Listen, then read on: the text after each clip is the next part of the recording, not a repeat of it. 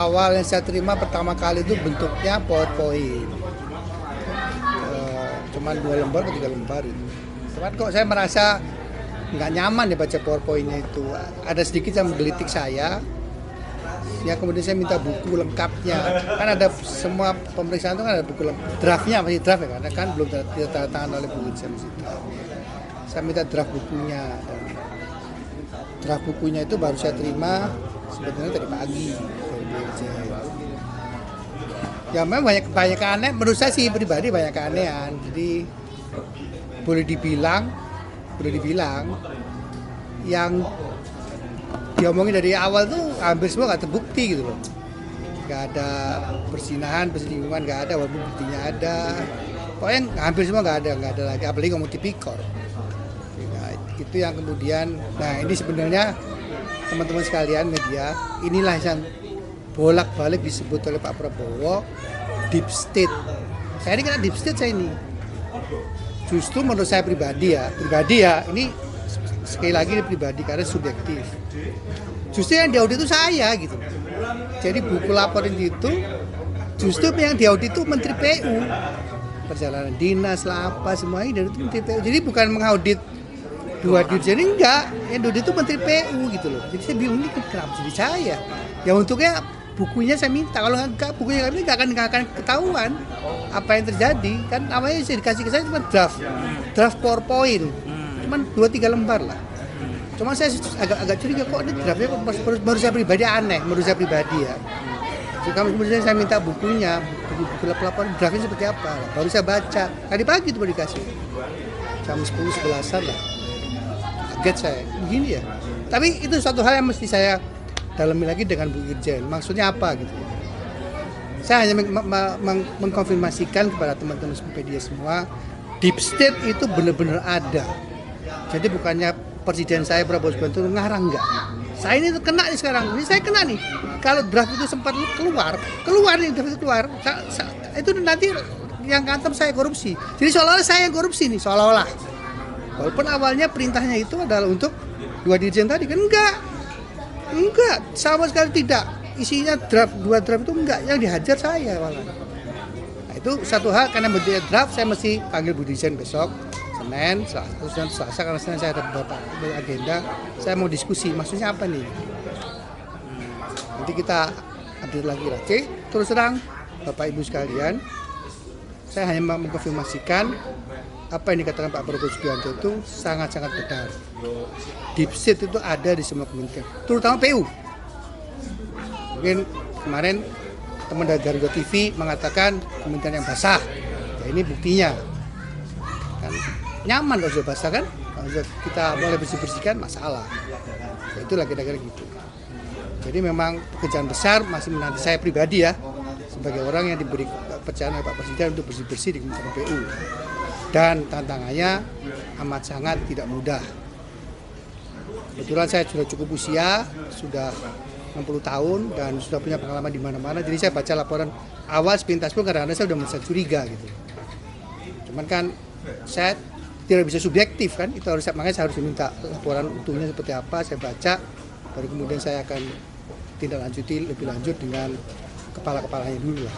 Poin-poin yang menjadi ganjalan itu apa sih Pak yang janggal dari ya tadi itu nggak diketemukan perselingkuhan, nggak ada, apalagi tipikor nggak ada, apalagi kebocoran 1 triliun nggak ada juga nggak ada. Waduh, justru karena dihantam saya Pak Menteri sewenang-wenang kesana sini, Pak Menteri apa banyak lah.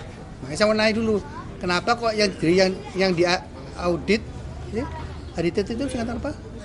Audit dengan tujuan tertentu ya. Audit itu kan audit dengan tujuan tertentu ya. Audit dengan tujuan, ya kenapa kok diaudit dengan tujuan tertentu seorang Menteri PU gitu? Padahal tugasnya bukan itu. Saya memberikan tugas kepada Irjen untuk melakukan audit dengan tujuan tertentu atas 2 dirjen ini, enggak. Berarti di dalam draft itu yang dilaporkan ke Bapak itu tidak termuat 2 dirjen itu Pak? Ada termuat tapi hampir semua tidak terbukti lah menurut draft itu ya, menurut draft itu. Makanya itu satu hal yang mesti saya klarifikasi. termasuk Dan banyak keanehan lah, banyak keanehan. Misalnya tuh memang ada pengumpulan dana misalnya, pengumpulan dana sekian ratus juta untuk yang meninggal. Pengumpulan dana di tahun 2022.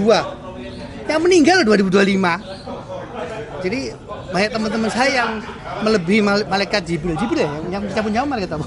Israel. Lebih hebat dari malaikat Israel, dia udah tahu kok. 2022 dia ngumpulin dana untuk yang meninggal 2025. Bayangin loh. Dia lebih hebat dari malaikat Israel berarti kan? Dan itu oleh yang melakukan audit itu dianggap biasa, bukan masalah besar. Nah, itu keanehan-keanehan. Kamu matiin, boleh? Enggak takut nih, Bang. Enggak. Saya mau motret. Gimana bosnya? Kayak gitu-gitu. Tapi itu satu hal yang sekali lagi itu draft ya. Saya masih harus dalami lagi dengan Dirjen. Ada masalah apa nih? Kalau soalnya sekarang saya menjadi terdakwa, tersangka, dan tertuduhnya. Tapi secara pribadi Pak Menteri PU, secara pribadi ya Pak, saya minta pendengar sekali. Secara pribadi yang namanya deep state dan ada Dirjen Untouchable itu ada. Ada. Jadi bukan bukti. Di Kementerian This is bukti. Bukti yang sudah crystal clear. Clean and clear. Clear, benar-benar clear. Saya baca buku laporan itu melongo saya. Hah, jadi begini. Ada Pak. upaya-upaya hukum untuk Jangan sampai hukum dulu. litigasi nggak apa sih? Kan Maksudnya ini betul. menyangkut nama baik Nama juga, baik Pak. Bapak Enggak, bersatu tahun kan setengah. masih draft ya. Saya mau bicara dulu lah. Gini loh, saya itu juga sebar repot. Saya tahu kan ada deep state di tempat saya. Tapi satu sisi saya kan harus jaga moral teman-teman saya masih baik. Gitu. Saya yakin masih banyak orang-orang di DPO yang moralnya masih bagus. Dan juga saya masih sangat-sangat harus berhati-hati karena saya ini mengelola anggaran ratusan triliun untuk seluruh rakyat Indonesia dari Aceh sampai dengan Papua. Itu kan harus sangat-sangat maksimal. Misalnya saya sudah berprinsip berapapun yang dikucurkan untuk pembangunan apapun harus bisa memberikan manfaat kepada masyarakat 110%-nya, bukan 70%, bukan 80%, enggak, 110%-nya. Sehingga masyarakat itu benar-benar merasakan manfaat daripada semua pembangunan yang kita kerjakan. Jadi ini ya memang repot sih, tapi saya harus sangat-sangat balance. Saya nggak bisa kemudian Mbak bilang lapor polisi, nggak bisa juga, karena kan ini masih draft. Pak. Nah itu gunanya kemudian saya minta draft, ya beruntung kemudian itu tadi. Saya sudah cukup umur, kebetulan saya sudah pernah kerja di mana-mana, punya sedikit pengalaman lah. Memang nggak sehebat teman-teman itu yang membuat draft itu, enggak. Saya nggak sehebat mereka, cuman karena saya punya pengalaman sedikit, jadi begitu saya baca sepintas saya sudah merasa ada yang nggak pas, sehingga saya minta bukunya.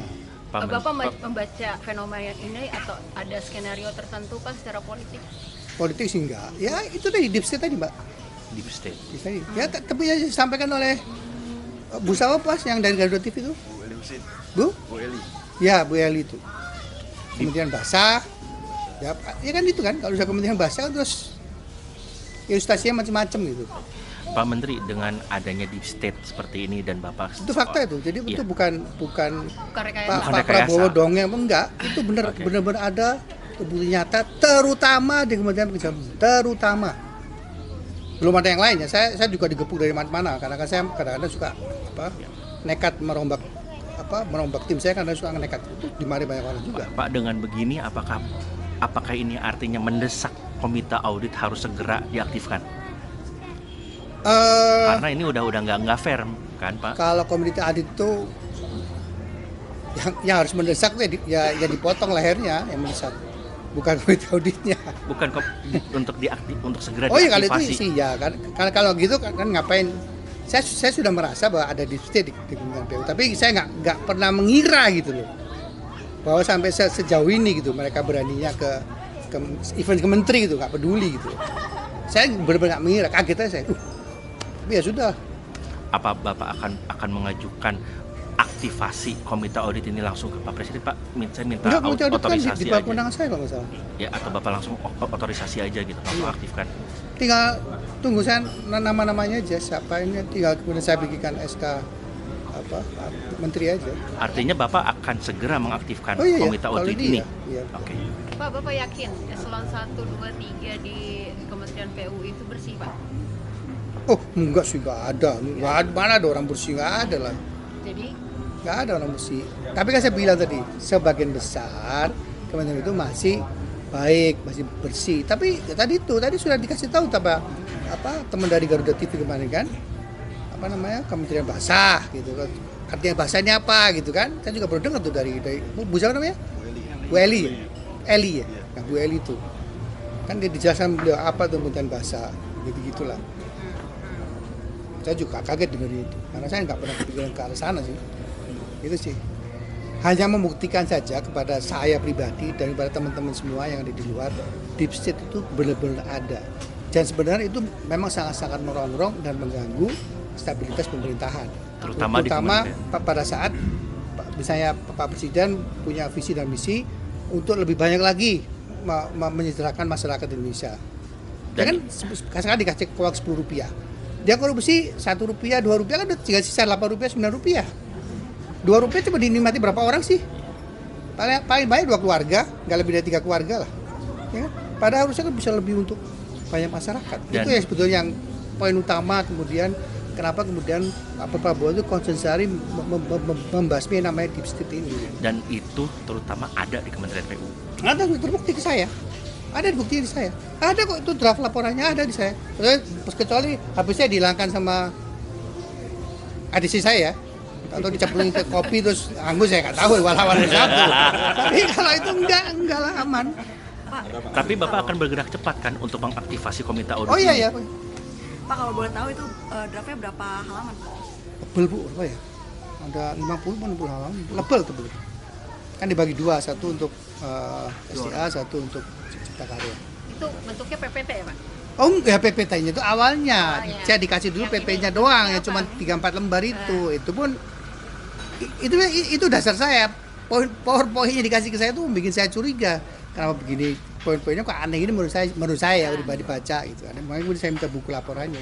Nah, buku laporan kan bukan sesuatu hal yang bisa sembunyikan. Kalau PowerPoint kan cuma 3-4 lembar dari sekian puluh lembar kan bisa dengan sasarinya doang kan. Itu dalam buku itu yang disinggung di 2 buku itu bukan hanya di wilayah Direktorat Jenderal itu ya Pak, keseluruhan Kementerian PU ya Pak? Di situ dong, kalau SCA ya CA, CK. Cuma yang jadi masalah besar di saya itu kenapa kok sekarang ADTT-nya kepada Menteri PU gitu? Padahal tugas utama dia bukan ke sana, tugas utama dia itu mengadit TT dua dirjen mengundurkan diri. Enggak.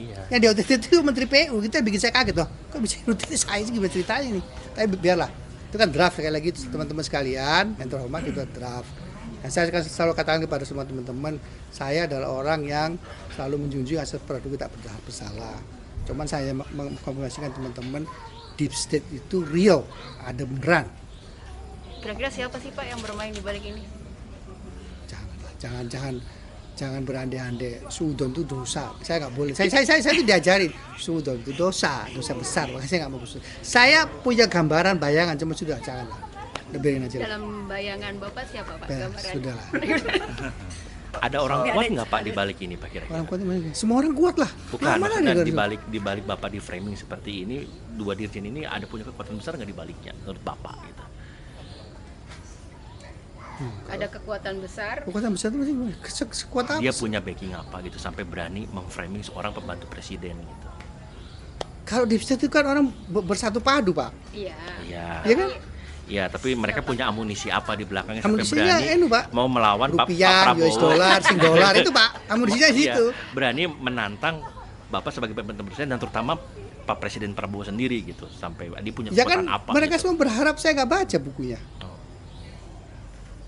Iya kan?